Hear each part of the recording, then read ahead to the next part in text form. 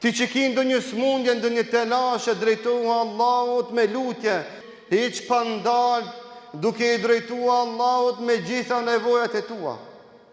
Si mundesh me pas sabër dhe durim njerëzve t'u drejtosh dhe t'u ankosh me sahat, shkon te mjeku 1 orë nuk u del duke i tregu se nuk jam mirë, nuk jam kështu e nuk jam ashtu, kurse Allahut nuk ke sabër, dy llafe me thonë, o Zot i madh, unë nuk jam mirë, jam i smur, ti shëron, ti që e ke dërgu smundjen, e ke dërgu edhe ilaçin, dërgo me ilaçin shtash në këtë zaman, në këtë moment, në këtë vend.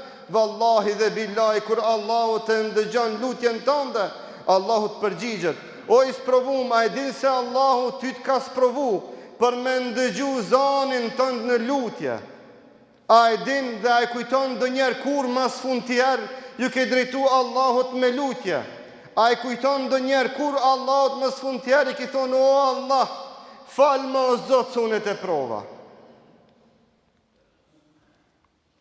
Kur Allahut je drejtu me punë të mira dhe me adhurime të pandashme spaku, shtash fillon ndryshoj gjendjen tënde. Allahu Azza wa Jall më së shumë t'i gëzohet me robin e tij, kur robi i tij Allahut i drejtohet me këto lloje të adhurime. Kudo që e gjen veten në atë adhurim, atë zbatoje. Ti që e gjen veten në namaz, fal hiç pa ndal namaz.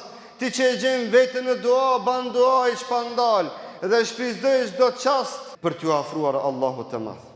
Hajde të përmisohemi, hajde ta lutim Allahun, hajde ta gëzojmë Zotin ton, duke ndëgju ki Zot i madh, zërin ton që ja drejtojmë atij në lutjet tona dhe në adhurimet tona.